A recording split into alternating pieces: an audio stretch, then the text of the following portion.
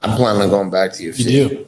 If they'll have me, I would like to go back and fucking whoop someone's ass there. Well, who would you want to if it was offered?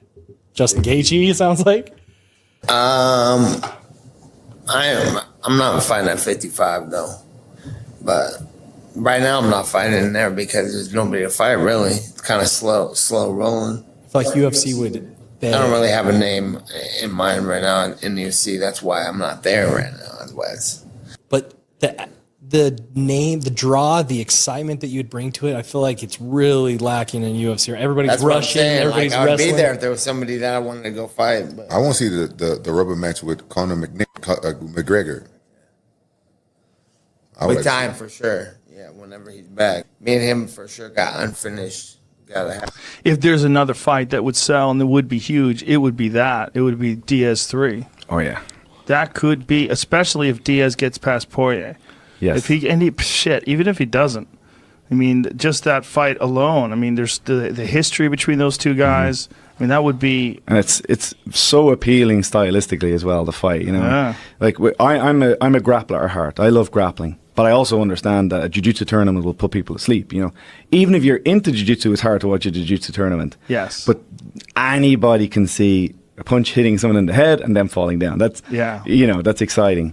And him and Diaz is such a great personality matchup. It's such a great skill clash. You know, if I was to design somebody that's going to bring the best out of Corner, you'd want someone that, you know, can hit back and take a big shot and put up at the trash. It's a beautiful fight. I would love to see that rematch. Yeah, the thing about Diaz when they first fought was that he didn't give a fuck about trash talk. When the White House fight card became a real possibility, the MMA community held its breath, waiting to see who would step forward. Nate Diaz wasted zero time making his move, targeting one name and one name only, Conor McGregor. This wasn't some calculated business decision or a quest for another belt. No, this was personal. This was about settling a score that's been left hanging for years. When bitter rivalries collide with historic opportunities, you get lightning in a bottle. And right now, all eyes are locked on the potential explosion between these two warriors who've never truly finished what they started. Conor McGregor is being talked to headline the White House card. I don't buy it. I can't buy it. Why are we would be turning to Conor McGregor? And the answer is also out there because he is the sport's biggest star. That is true. So is that what you need? If you've got the open checkbook and you've got the magic wand, without saying names, do you say, I'm going to put as my main event the sport's biggest star? Is that your answer? Doesn't matter who he's fighting. What if it's a championship match? If you have an open checkbook and you have a magic wand and you don't use any names, but you're going to put the championship on, would you say heavyweight? Would you say women's 135? Would you say wherever Kazmat Chimaev's at? Like, how is it that you would answer that question? And then what if you're really going to go for a big fight? What if you really follow this for a long time and you're going to do what we used to call a super fight, but now we call it title versus title? The UFC tried to pitch Nate Diaz multiple options for his White House return. Big names, exciting matchups, the whole sales routine, but Diaz wasn't buying any of it. He had tunnel vision, and McGregor was standing at the end of that tunnel. No negotiations, no playing games with the media, just a simple, brutal truth. Some fights matter more than others. Fans have been begging for this trilogy since the second fight ended, and Diaz knows it. The third chapter isn't a question of if anymore. It's just a matter of when the stars finally align, because the demand for this clash isn't going anywhere. Last thing, White House card, like he said, you want Conor McGregor? Yeah, but the whole thing's on WWE, so right. It's like, at least that's happening and getting something to talk about, something to watch, and I'm looking forward to that fight actually. Now fans want it. Javante and Paul should be good, and then because what else are you looking forward to? Hurry up. Nothing. Hurry up. What else? If it's not you, McGregor, Ryan, it's nobody. So it's good. It's good. Now fans want you versus McGregor 3. Do you want that fight? Yeah, for sure. White House? Yeah. What time? Picture this: the most ambitious fight card in UFC history, staged at the White House lawn. If both Diaz and McGregor actually make their way back to the octagon, their trilogy fight becomes an automatic lock for that card. We're talking about a rematch that previously delivered some of the biggest pay-per-view numbers the sport has ever seen. The speculation is wild right now. Jon Jones versus Tom Aspinall could headline. McGregor facing either Michael Chandler or Nate Diaz himself might sit in the co-main slot. Either way, the sheer magnitude of stacking fights like that on a single card would be nothing short of legendary. McGregor said he's back in the pool. Nate Diaz said he would love to be the opponent. Are you interested in that trilogy? That fight's a year away. Landscape will change so much by next 4th of July. Who knows what's going to happen? Who knows who's going to be on the card? What the main event will be or who will hold all the titles? Everything could be completely different. So it's not even worth thinking about it. Nate Diaz was to come back. But if he was, and if Conor McGregor does actually make it back, I think that's the fight to make all day long. The one-on-one, there were some of the biggest fights in UFC history. Nate Diaz versus Conor McGregor at the White House would be absolutely insane. It probably will have Tom Aspinall versus Jon Jones in the main event. It probably will have Conor McGregor versus someone, Michael Chandler or Nate Diaz, in the co-main event. So that just kind of sets the tone for how big that card would be. What do you think? Do you think Conor McGregor will actually make it back? Of course, he hasn't fought since 2021, right? It's going to be 5 years since he last fought. I, for one, fair play to the guy. Fair play, man. Respect. He doesn't need to do this. He doesn't need to come back. He's got lots of other avenues and ways to make money. But fighting is something that never leaves you, okay? It's a part of who you are. It's in your DNA. It's part of your soul. And he wants to come back and he wants to get his hands raised in victory. Of course, he wants to come back. But let's talk about the fight that could steal the entire show. Jon Jones versus Alex Pereira. Pereira has been on an absolute tear, climbing divisions and knocking out champions like it's routine. His star power is undeniable, his striking is lethal, and his story reads like something out of a movie script. If he somehow manages to beat Jones, we're looking at a legacy that would rewrite the history books entirely. Now, the smart money says McGregor ends up fighting Chandler instead.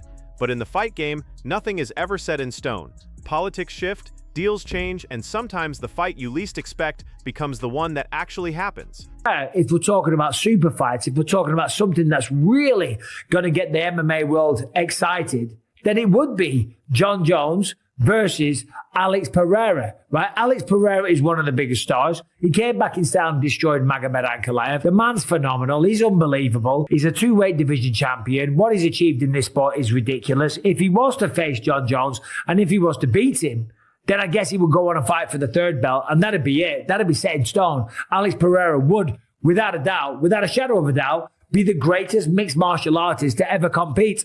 Simple as that. There's no one that's fought for 3 belts or won 3 belts. Just the thought of that alone is crazy. I mean, it took me about, 26 fights in the UFC to even get 1 title shot. So they're not easy to come by.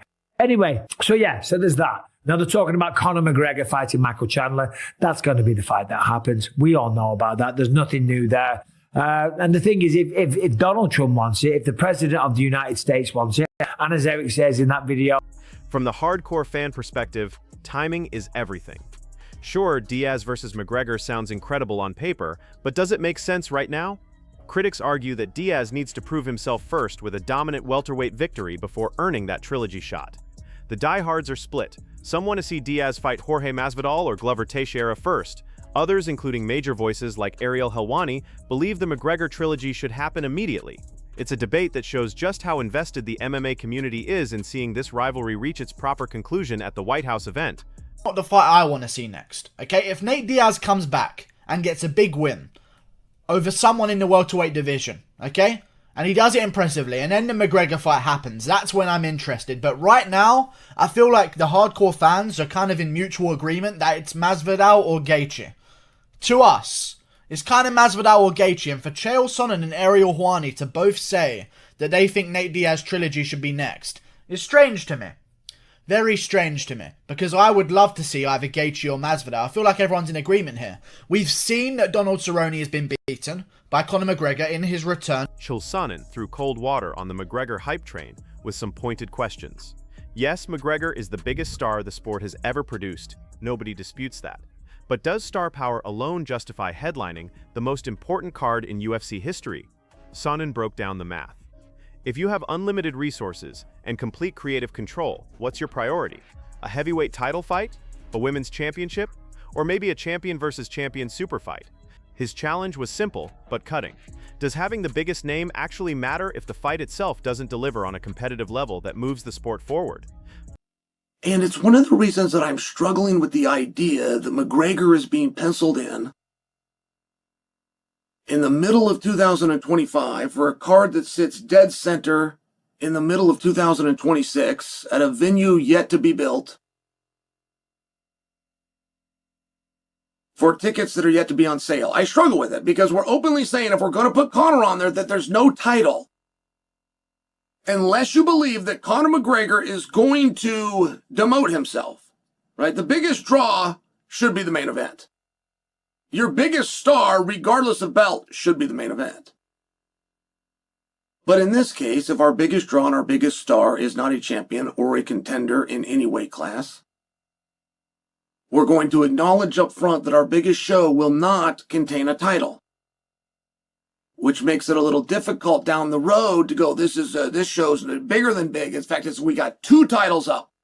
Yes, you heard me. There's 2 titles. When can you ever get that? Sonnen doubled down with another uncomfortable truth. We're in mid-2025, talking about booking McGregor for a card happening in mid-2026 at a venue that hasn't even been built yet. Tickets aren't on sale. Details are non-existent. And here's the real kicker. McGregor isn't a champion, and he's not even close to being a legitimate title contender anymore. So if he headlines, that means the biggest fight on the biggest card won't involve a championship. That creates a weird contradiction. You can't sell an event as the ultimate spectacle while admitting up front that your main attraction isn't competing for the sport's most prestigious prize. Nate Diaz, he is the most puzzling. He's not. I don't even think he's that good. I'll go get his record if you want me to. But he has convinced people he is good at fighting somehow, some way. He's pretty good. I'm going to go get his damn record, Daniel. It's not. But he won the Ultimate Fighter. He won the Ultimate Fighter. I'm saying he was good for the time that he was fighting. No, he wasn't. He was average.